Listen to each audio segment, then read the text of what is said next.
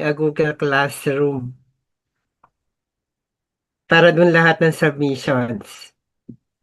So, to introduce, so I'm also a graduate of PUP. So, it should be batch tralala. So, my degree would be of a bachelor in applied stat. Yeah. So, I've been teaching for almost 3 decades. So, in different university. So, I started with CCP, then pumunta ng PUP, and then lumipat ng FEU, and then nagMapua, and then back now to PUP. Yeah.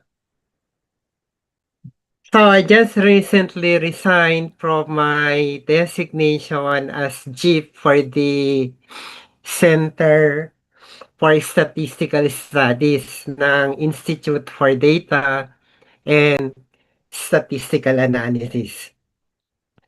So I am also a consultant for research, both for the graduate student in the master's degree and doctoral degree. But mostly, so my client would be a medical practitioners in different hospitals now in Metro Manila. So reviewer din ako. Excuse me.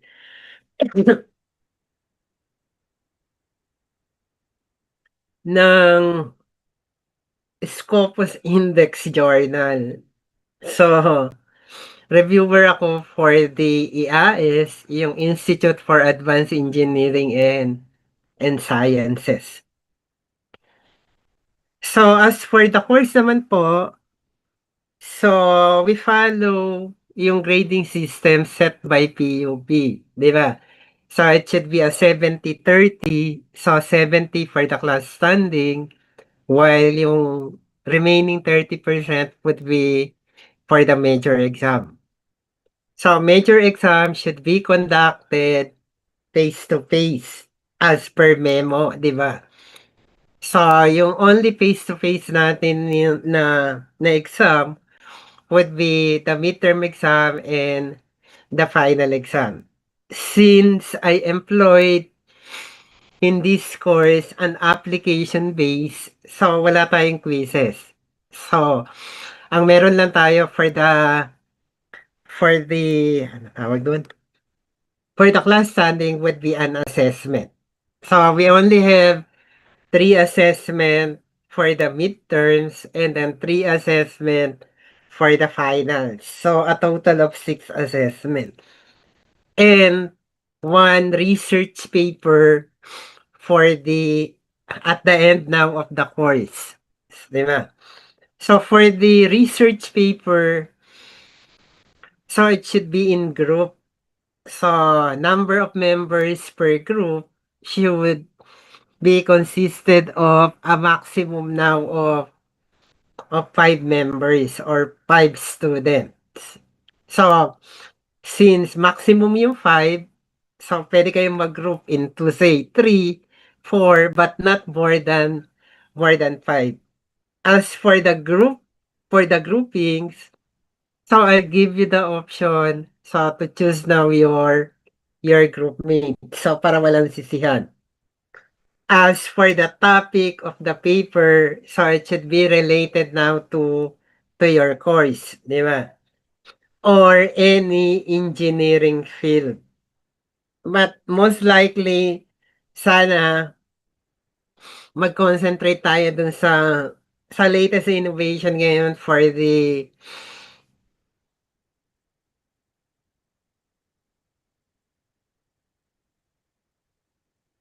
teaching, di ba? So it should be yung artificial intelligence. So, since bago pa siya, so mas madami tayong magagawang study for this particular now topic. As for the format, so the format would be in an IMRAD format. So take note, so this is just only a research paper. Hindi po siya thesis. So kaya as much as possible, so please follow So, the recommended format. Kasi minsan matigas ang ulo. Sabi ng IMRAD, ang gagawin pa rin would be the thesis format. So, since this is only a research paper, so which is intended for publications, so more or less, yung total number of pages for the whole study would be of a maximum now of 10 or 12 pages only. So, kaya wag po matigas ang ulo. So, follow the format. Yeah. So, yung 10 pages na yon, madami na yon. More or less, pwede pa siyang less than less than 10 pages. Since this is intended for publication nga. If ever you want to publish your work. Yeah. Since applied based tayo, so kaya ni-required ko tong paper. So para ma-apply nyo yung concepts na dinidiscuss natin into an actual now data sets. Yeah. Yun lang. So, any question po? So, when we say IMRAD, so ang composition lang would be intro, method, and then the result, and the discussion. So, the concluding part or your conclusion should be integrated now to the discussion part, more or less, yung last paragraph of the discussion now part. Yeah.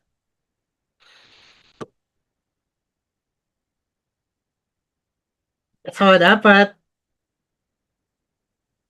face-to-face tayo ngayon since this is our first meeting. But sad to say, hindi tayo allowed mag face-to-face since there is a memo na we conduct the class via online.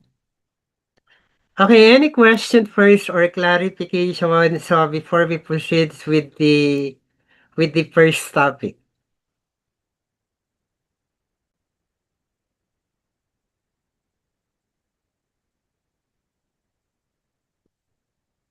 So, wala naman siguro, 'di ba?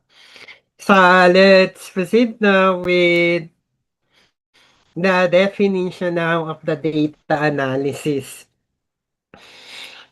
So, we define data analysis as a process of cleansing, transforming, and modeling data, to discover now useful information, to support now decision making. So, in this course, the discussion is only limited to the so-called now quantitative type now of data. The purpose of this data analysis is to extract useful information from data and taking the decision based now upon the data analysis. So most likely we apply here now the concept now of the statistical analysis. Yeah. So data is a term for facts that have been obtained and subsequently recorded. But for us, statistician, so data usually refer now to quantitative data that are numbers or simply data that is numeric now in form. So, meron tayong dalawang type now of data. So, one would be yung qualitative type now of data, and then the other one now would be the quantitative type now of data. So, when we say qualitative data, we are referring to the non-numeric now form now of data, while for the quantitative type now of data, we are referring to the numeric type now of data.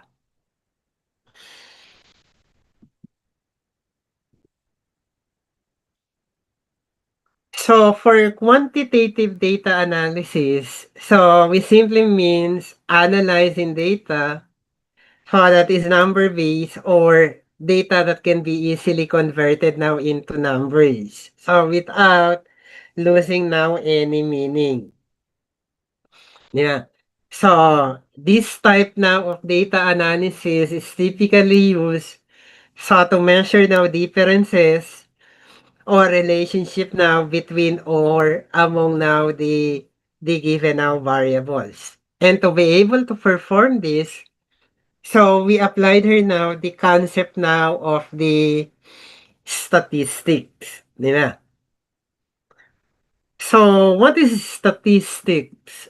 So we define it now to be a range of procedure for gathering, organizing, analyzing, and presenting now quantitative now data. So in statistical analysis, so we only have two objectives. So one is to summarize and describe now sets now of observations, and the other objective is to make now an inference. So there are two branches of statistics, and this is to conform now so with this objective, di ba? So, one branches of stat would be yung tinatawag natin na descriptive statistics. And then, the other would be is the inferential now stat. So, descriptive stats answers objective 1, while inferential stat answers now objective now number 2. So how do we define descriptive? So descriptive are numerical values obtained now from the sample so that gives meaning now to the data collected. So usually, so ginagamit natin to if yung sample population natin would be the total population. So in that case, we we make use now of this kind now of analysis or simply the descriptive stat or the descriptive now analysis. Since our purpose is to describe so the basic feature now of the data now in the study. So they provide simply summaries about the sample, so which is the populations. So applying now descriptive statistics. So usually, pag population na yung sample natin, the most commonly used analysis would be descriptive now analysis. So the presentation should be in the forms now of the table, usually presented in frequency count or percentage. So dito din natin makikita yung mga value ng mean, sa value ng standard deviations, and the likes.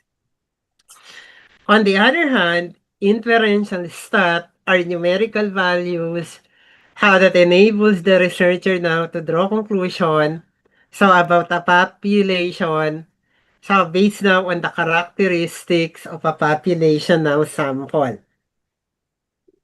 So, if yung data collected natin are only based now on samples, and then we want now to generalize now the entire population. So, in our conclusion, so, dito na natin ina-apply yung tinatawag natin na inferential stat or inferential now analysis. Since ang goal natin is to draw conclusion so from a sample and generalize na them now to a population. Also, take note, so these concepts are all based now on the laws now of probability.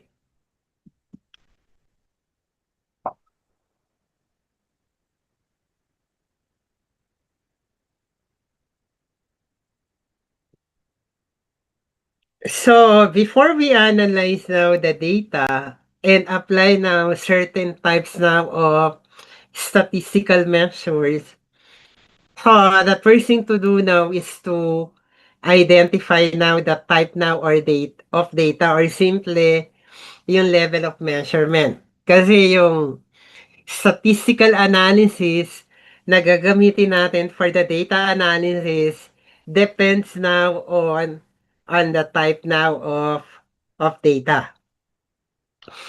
So there are four types of data or simply the level of measurement. So two for the qualitative type now of data and then two for the quantitative type now of data. So for the qualitative type now of data, we have the so-called the nominal data. So we define it now to be data so which has no logical order. So in this type of data, so data is basically classification data. So purely descriptions lang siya of the data sets or simply yung tinatawag natin na variable. So one example of a nominal type now of data would be yung gender, di ba? So gender, kina-classified lang natin yung individual into either male or female. Yeah. So purely descriptive lang siya or description.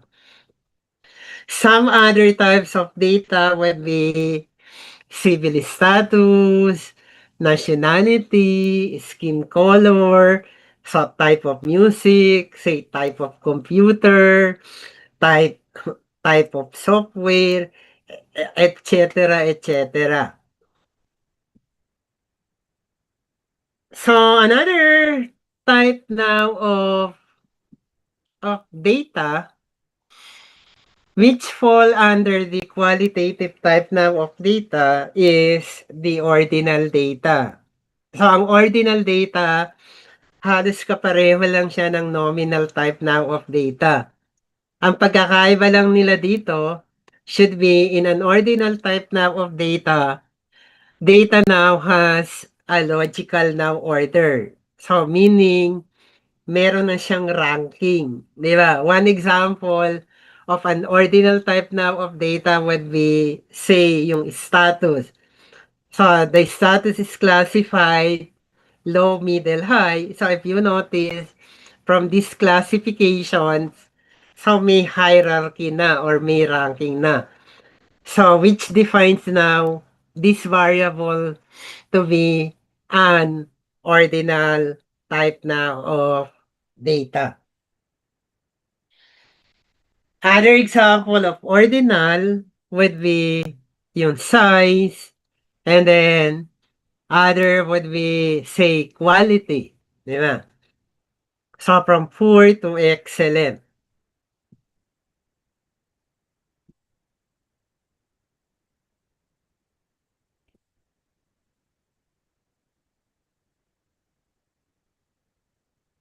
So, yung third type of data would be an interval type now of data. So, interval is classified as a quantitative type now of data. So, we define it now to be continuous and has a logical order. Data has standardized differences between values but no natural zero. So, ano ibig sabihin ng no natural zero? Di ba? So, say for example, yung temperature of an individual, di ba? Or a person. So, pag sinabi natin, yung temperature of a person would be of equal to zero, so it doesn't follow that there should be an absence now of heat in the body of that person. Di ba? So, nagiging meaningless yung zero. Yeah. Still, so there should be a presence now of heat in the body.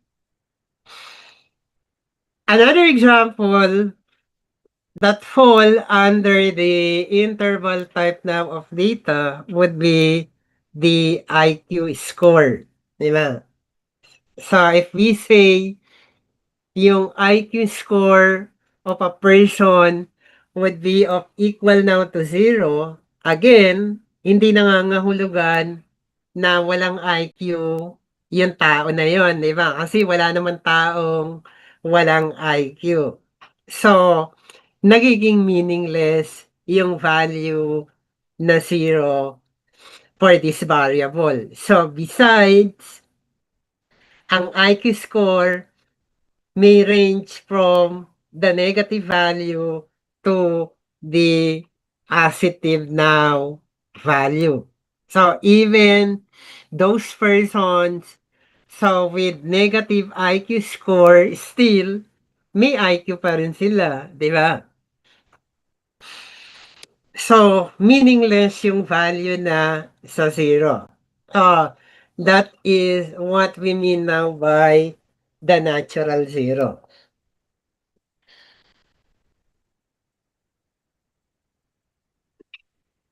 Okay, another example would be the Likert scale, di ba?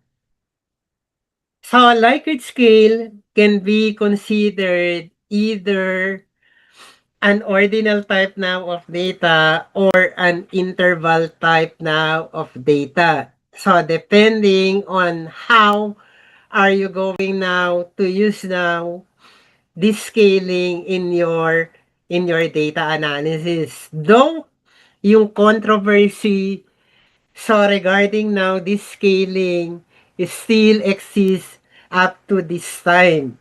So hindi pa rin nare-resolve yung controversy about this type now of data sets. Kasi for us scientists in the field of science, of course, Likert scale is considered to be an ordinal type now of data. But since nag-evolve tayo through research and then in the in the social sciences and medical research, they considered now Likert scale to be an interval type now of data.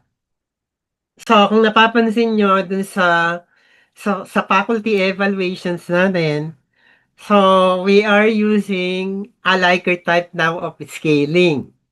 So, 'di ba?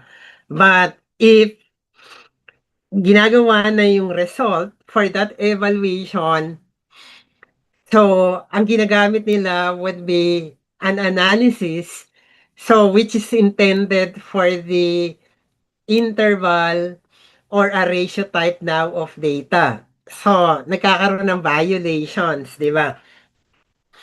So, kaya nga 'pag gagamitin po natin just in case sa paper natin or sa research natin 'tong Likert type of scaling for your instrument, so make it assured na you can justify na yung Likert scale na ginamit nyo for that particular case or for that particular study must be an interval or an ordinal type now of data. So you can justify it now by referencing some related literature. Yeah. So ganun lang naman mag-justify. So from previous scholars. So even nga si Field, yung developer ng statistical software na SPSS, so kino-consider na niya yung yung Likert scale as an interval type now of data. So mapapansin niyo siya dun sa book niya ng SPSS.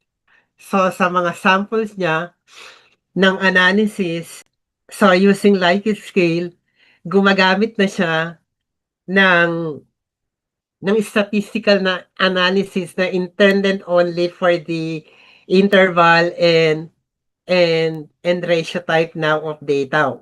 While mostly sa science, hindi nila kino-considered na yung Likert scale would be an interval type now of data.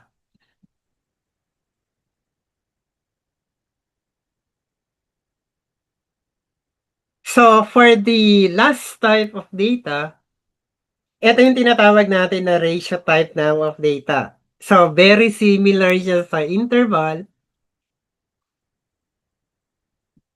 So, the only difference would be in terms again of the value ng zero. Di ba? Sa interval, wala tayong natural zero, pero sa ratio data, meron na tayong natural zero. Di ba? If interval, zero is meaningless, for the ratio data, zero now is meaningful. Di ba? So, say for example, yung number of family members, di ba? So, pag sinabi natin number of family members would be zero, automatically, so there are no members now in the family. Di ba? So, other samples would be weight, length, so the distance, and then the the number now of books. So, anyway pala, since application-based yung approach natin, sa lahat ng analysis natin would be run through statistical software, di ba? So, pwede kayong gumamit ng any statistical software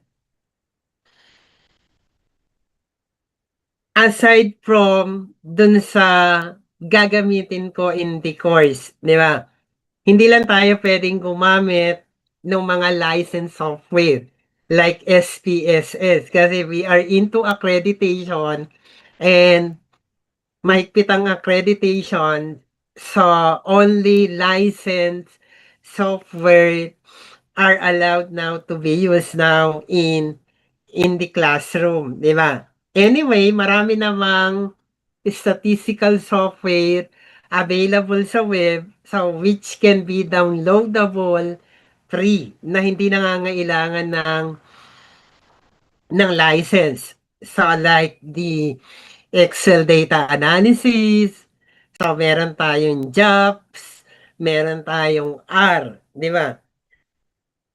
Since computer course kayo, so pwede kayong gumamit ng other software. Kasi as far as interpretation sa Mount is concerned, so isa lang naman yung patutunguhan natin doon. And besides, kahit anong software yung gamitin mo, pareho yung lalabas ng output. Iba-iba nga lang yung format ng labas ng output. Yeah.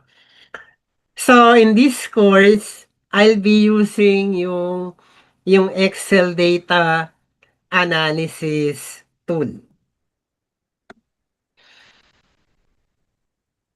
So, kaya kailangan natin ng computer or tablet or kung medyo techy na kayo, so kaya nyong gawin sa cellphone, so pwede nyo siyang gawin.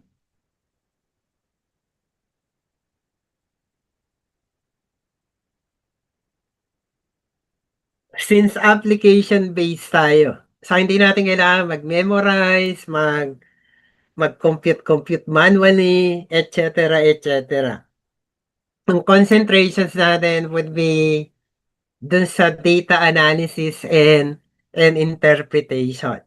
So, para pagdating nyo dun sa thesis nyo, so kahit hindi na kayo magpa-advise sa stat, marunong na kayo, di ba? So, you can do now on your own.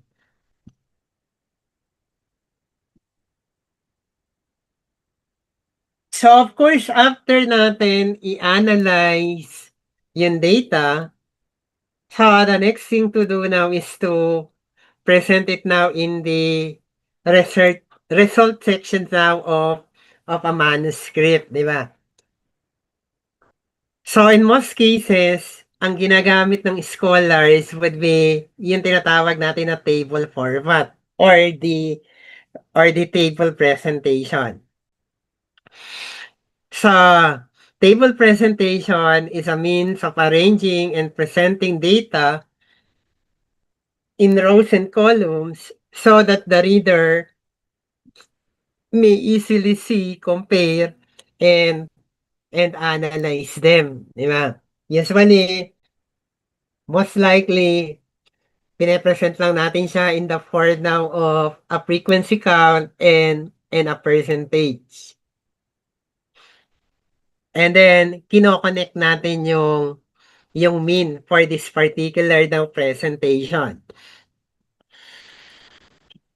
The other type would be yung graphical presentations. Pero most likely, 90% of scholars or researchers, ang ginagamit would be the table format, di ba? In a graphical format, so ang madalas na nakikita natin would be yung line, bar, and then yung tinatawag natin na circle graph. Pag nawala tayo, pasok na lang kayo uli, kasi nasa Prism lang tayo. Malapit na tayo matapos ng 40 minutes. So, wala namang, ano tawag doon? So, pwede naman natin gamitin any now of these three. So, ang may limitations lang naman dito would be yung circle graph. Kasi in a circle graph, if yung number of categories natin for a particular presentation would be more than 6, so hindi na recommended gamitin tong type now of graph. So, instead, so gamitin nyo yung line or simply now the bar graph. Di ba? So let's have an example of data presentation. So suppose, so given now this interpretation. So total government revenues now from taxes reach 1,375 million so in year 2000. So yung sources are yung indirect taxes, the direct taxes, sa the property income, and then yung net donation now from abroad. Di ba? So, if we're going to create here now a tabular presentations, so paano natin siya i-create?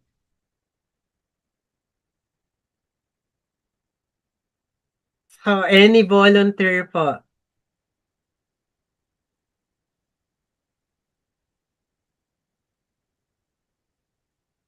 So, how are we going to construct the table? So, using now this case. So, any volunteer?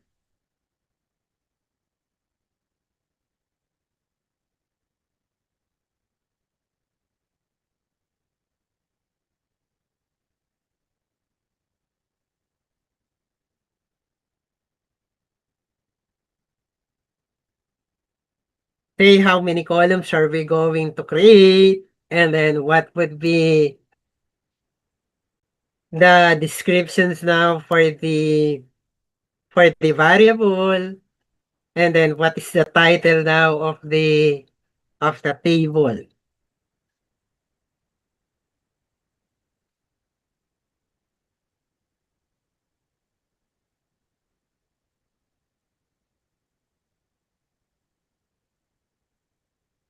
So ano yung variable into considerations na dapat makita natin dun sa table?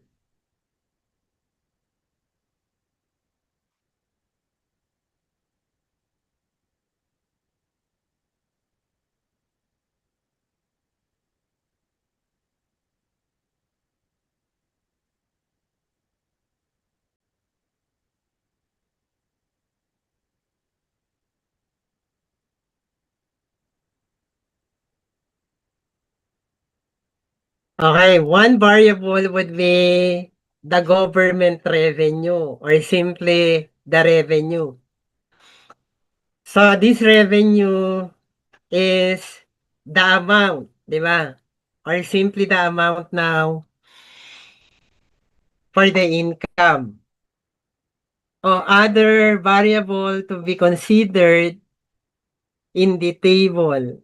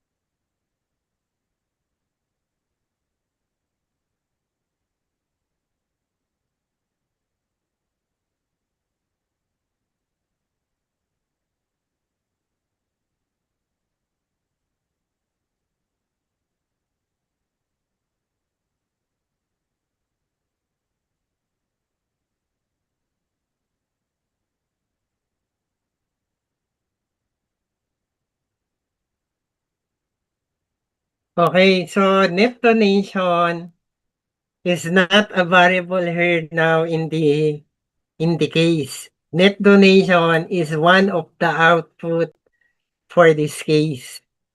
So one variable here now would be the revenue, and then the other variable would be what?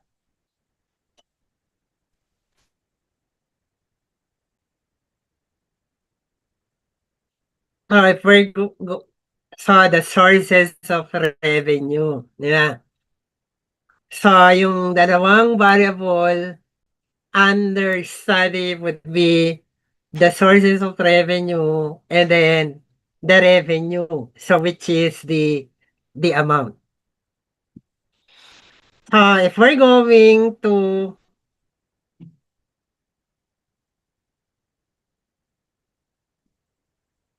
present it now in table format, so most likely sa ganito yung itsura niya.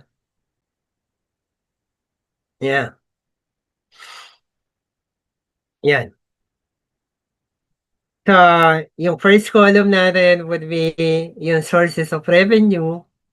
And then for the second column, so it should be the revenue. So, take note, so may table number siya together with the corresponding now title. Di ba? So, title together with table number would always be placed on top now of the given table. So, pwede siyang naka-left justified or pwedeng naka-right.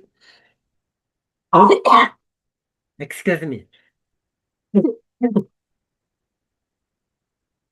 Or pwede siyang naka-centered. Take note, lagi siyang nasa taas ng table. Di ba? So, ito yung most commonly mistakes ng students, di ba? Kasi for the assessment 1, so I am very particular now with the format. So for the data presentation.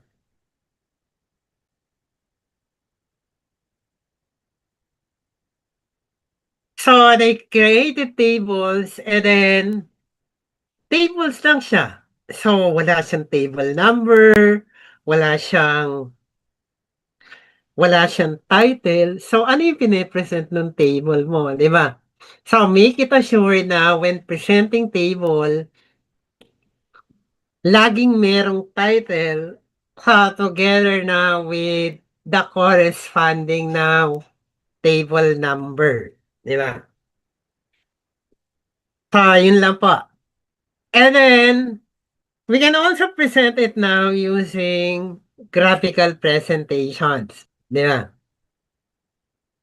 Sabi ko nga, so pwede naman tayong gumamit ng any type now of graphical presentations, 'di ba?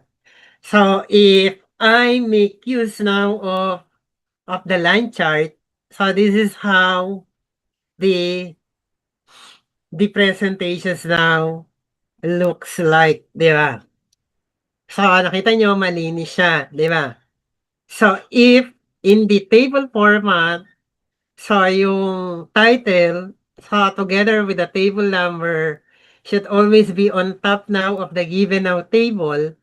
So, sa graphical presentation naman, so dapat yung figure number niya, so together now with their corresponding title should be on the lower part now of the given now graph or figure.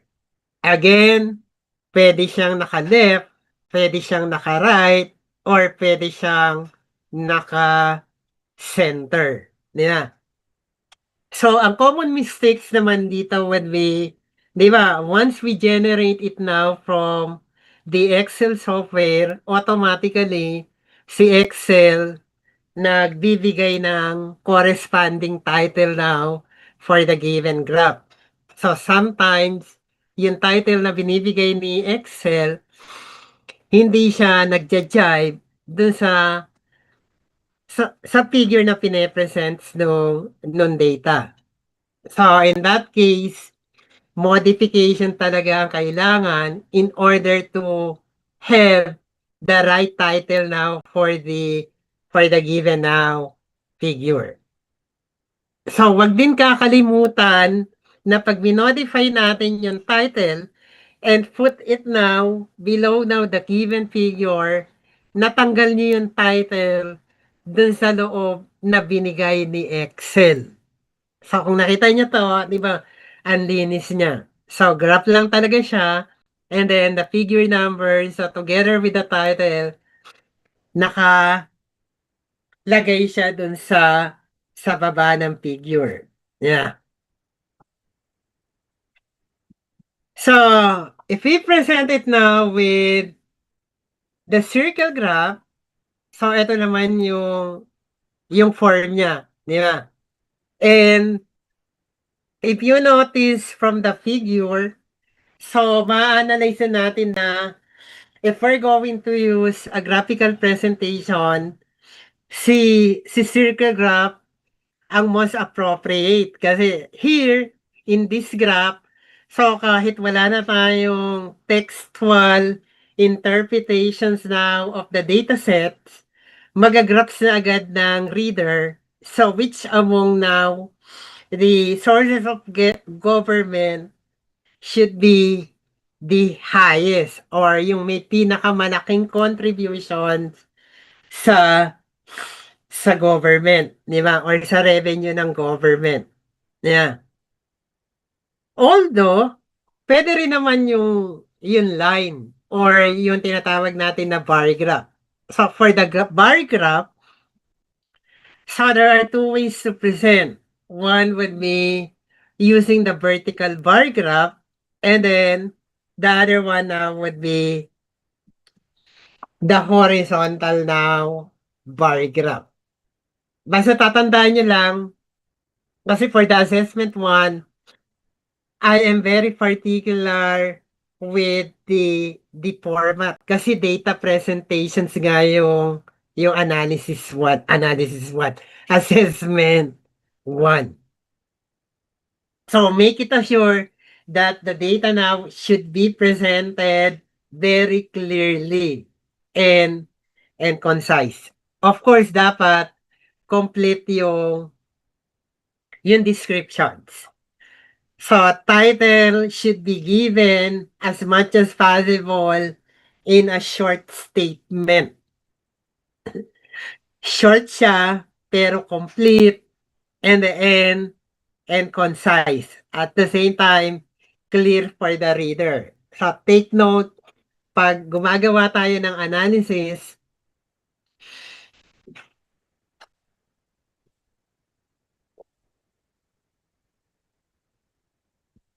ang laging nasa isip natin would be yung magbabasa. Kasi hindi lahat ng magbabasa should be as educated as like us, di ba? So kahit wala siyang knowledge of stat, so once na present niyo na yung data dun sa result section, maiintindihan siya ng ordinary people. Okay, any question?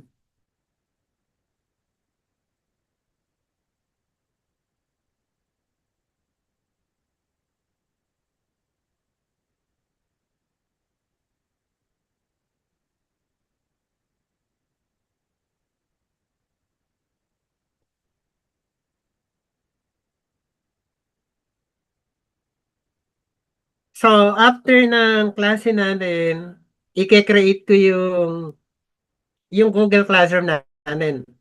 So, isi-send ko dun yung instructional material for the course, and then yung sample research paper in an IMRAD format, and then eto yung present ko ngayon, and then yung assessment 1 natin. So, which is due on Tuesday. Okay, any other concern? So, we're done with the lecture. So, para ma-send ko na yung assessment 1 natin. So, just in case wala kayong question.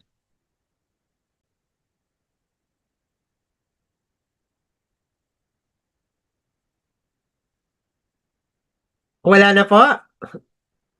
So, if none, so, yan. Goodbye class and God bless you all. So, sisend ko na lang dun sa Google Classroom natin yung assessment. So, together with other materials. Di ba? Like the instructional materials for the course.